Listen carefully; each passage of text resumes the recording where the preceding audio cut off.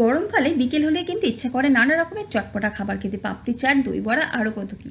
কালকে বানিয়েছিলাম সবার আবদারে পাপড়ি চাট। একদম মুচমুচে কিন্তু পাপড়িগুলো তৈরি হয়েছিল। আর এভাবে পাপড়ি বানিয়ে কিন্তু আপনারা ঠান্ডা করে নিয়ে এয়ারটাইট কন্টেনারে করে 3 থেকে 4 মাস রেখে দিতে পারেন, যখন ইচ্ছা হবে বানিয়ে খান। পাপড়ি তৈরির জন্য বাড়িতে থাকা আমি একটা ছোট বাটি নিয়েছি, কাঁচের অথবা স্টিলের অথবা মেজারমেন্ট কাপেও নিতে পারেন। সেই বাটির এক বাটি নিচ্ছি ময়দা।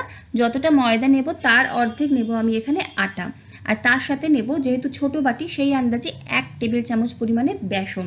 বাড়িতে যে একটু বড় চামচ হয় সেই চামচের 1 চামচ বেসন। তো এই মাপটা যদি আপনারা বাড়ান সেক্ষেত্রে বেসনের পরিমাণটা কিন্তু একটু বাড়াতে হবে। হাতে নিয়ে নিয়েছি 2 চিমটি মতো জোয়ান, ভালো মতো ডলে দিচ্ছি, আর 1 চিমটি কালো জিরে। তার সাথে দিচ্ছি একটা ছোট চামচের 4 ভাগের 1 ভাগ নুন, আর 1.5 টেবিল চামচ পরিমাণে দিচ্ছি ঘি। আমি ময়ানটা ঘি দিয়ে দিচ্ছি, চাইলে সাদা তেল দিয়েও দিতে পারেন, তবে ঘি দিয়ে দিলে মুচমুচেটা বেশি হয়, খেতেও বেশি ভালো হয়। আর এখানে 1 চিমটি চিনি দিচ্ছি। তারপর সমস্ত শুকনো উপকরণগুলো হাত দিয়ে ভালো মতো ডলে ডলে মেখে নেব, যাতে সব ময়দা আটাতে ভালো মতো মিশে যায়। তারপরে হাত দিয়ে একটু ময়দাটাকে মুঠো করে নিয়ে দেখবেন যে একত্র হয়ে গেছে, বুঝতে হবে ময়ানটা ঠিক আছে। যদি মনে হয় যে একত্র হচ্ছে না, সেক্ষেত্রে একটু তেল বা ঘি অ্যাড করে দিলেই হবে। এখানে ভালো মতো মিশিয়ে নিয়েছি। তারপরে নর্মাল জল দেব, জল দিয়ে একটা টাইট ডো করে নেব।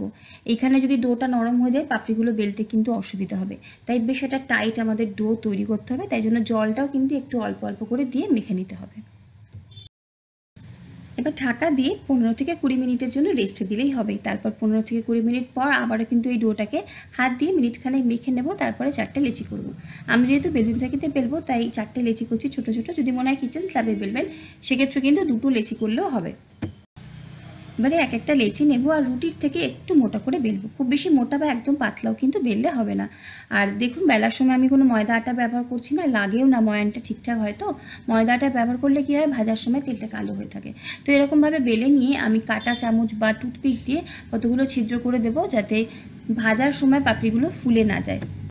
তারপর আমি এরকম একটা ছোটো কৌটোর ঢাকনা নিয়েছি, চাইলে কুকি কাটার নিতে পারেন। গোল গোল করে কিন্তু পাপড়ির শেপগুলো দিয়ে নেব। আর পাপড়িগুলো আমি তুলে তুলে এরকম একটা প্লেটে তেল মাখিয়ে নিয়েছি, তার মধ্যে রাখছি। যদি মনে হয় অনেকক্ষণ ধরে রাখবেন, কিছুক্ষণ পর ভাজবেন, সেক্ষেত্রে অল্প একটু আটা বা ময়দা ছড়িয়ে দিয়ে কিন্তু তারপরে রাখবেন, নাহলে কিন্তু পাপড়িগুলো একটার সাথে একটা আটকে যেতে পারে। তেল নিয়ে নিচে কড়াইয়ে বেশ খানিকটা, তেলটা হালকা গরম হলেই কিন্তু একে একে পাপড়িগুলোকে ছেড়ে দেবো। খুব বেশি গরম তেলে দিলে পাপড়িগুলো কিন্তু লালচে হয়ে যাবে প্রথম দিকেই। তাই যখন পাপড়িগুলো ছাড়ার পরে হালকা করে উপর দিকে ভেসে উঠবে, তখন গ্যাসের ফ্লেমটা মিডিয়াম টু লোতে করে একটু ধীরে ধীরে সোনালি করে ভেজে নিতে হবে, তাহলে পাপড়িগুলো কিন্তু বেশ মুচমুচে হবে। তো দেখুন সোনালি করে কিন্তু পাপড়িগুলোকে ভেজে নিয়েছি। তেল থেকে তুলে নেব, চাইলে ঝুড়ির মধ্যে তুলে তুলে রাখতে পারেন, যাতে এক্সট্রা তেলটা ঝরে যেতে পারে, বা টিস্যু পেপারের মধ্যেও রাখতে পারেন। তো আমি এখানে এমনি একটা প্লেটের মধ্যে তুলে রাখছি। আর সমস্ত পাপড়ি ভাজা হয়ে গেলে, ঠান্ডা হয়ে গেলে একটা এয়ারটাইট কন্টেনারে করে বা বক্সের মধ্যে করে কিন্তু রেখে দিতে পারেন। 3 থেকে 4 মাস কিন্তু ভালো থাকবে। বাচ্চারা কিন্তু এগুলো এমনিই মুড়মুড়ে করে খেতে ভালোবাসে, আর যদি পাপড়ি চাটের মতো করে দেন তাহলে তো কথাই নেই। দেখুন সব পাপড়ি ভেজে নিয়েছি, আর একদম মুচমুচে কিন্তু পাপড়িগুলো তৈরি হয়। বাড়িতে বাচ্চা কাচ্চা থাকলে তারা কিন্তু এখনই খাওয়া শুরু করে দেবে। তো এবারে চলে যাব চাট তৈরির জন্য। তো তাই চাটের জন্য সবার প্রথমে আমি এখানে কিন্তু 500 গ্রাম পরিমাণ টক দই নিয়েছি। বাড়িতে আমাদের যে আমুলের প্যাকেটের টক দই আছে সেটাই নিয়েছি। তার মধ্যে দিয়ে দিচ্ছি 1 চা চামচ বিট নুন, 1 টেবিল চামচ পরিমাণে চিনি। মিষ্টিটা নিজেদের স্বাদ অনুযায়ী দেবেন, আমার একটুখানি টক মিষ্টি হলে এই দইটা কিন্তু ভালো লাগে।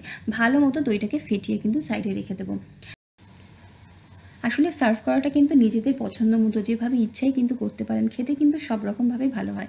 এখানে আমি টমেটো নিয়েছি, আর টমেটোটা কিন্তু বীজের দিকটা ফেলে দিচ্ছি। চাটে কিন্তু টমেটোর বীজের জায়গাটা ভালো লাগে না, বীজটা ফেলে ছোটো ছোটো করে টুকরো করে নেব। কিছু পেঁয়াজ কুচিয়ে নেব, আলু সেদ্ধ করে রেখেছি, আলু সেদ্ধগুলো ছোটো ছোটো করে কুচিয়ে নেব। আর তার সাথে ধনে পাতা পুদিনা পাতার চাটনি একটা করে রেখেছি। ধনে পাতা, পুদিনা পাতা, পাতিলেবু, একটু কাঁচা লঙ্কা আর নুন দিয়ে একটা পেস্ট তৈরি করে রেখেছি চাটনি, সেটাই আর একটুখানি তেঁতুল দিয়ে। তো এই সমস্ত কিছু রেডি করে নিলেই কিন্তু আমাদের পাপড়ি চাটের তৈরির প্রসেসটা অনেক তাড়াতাড়ি হয়ে যাবে। সব শেষে প্লেটের মধ্যে সুন্দর করে পাপড়িগুলোকে সাজিয়ে নেব। ওপর থেকে আলু সেদ্ধ আলু কুচি, টমেটো কুচি, পেঁয়াজ কুচি, অল্প একটু ভাজা মশলা, অল্প একটু লাল লঙ্কার গুঁড়ো দেবো ছড়িয়ে, আর অল্প করে একটু করে বিট নুন ছড়িয়ে দেবো। তারপরে ওপর থেকে যে টক দইটা ফেটিয়ে রাখলাম সেই ফেটানো টক দই, ধনেপাতার চাটনি, তারপরে তেঁতুলের টক মিষ্টি চাটনি, ওপর থেকে ঝুরি ভাজা আর কিছু বেদানা আমি ছড়িয়ে দিয়েছি। তাহলে কিন্তু আমাদের পাপড়ি চাট একদম রেডি। নিজেদের স্বাদ অনুযায়ী এই চাটনিগুলো কিন্তু একটু অদল বদল করে নেওয়া যেতে পারে।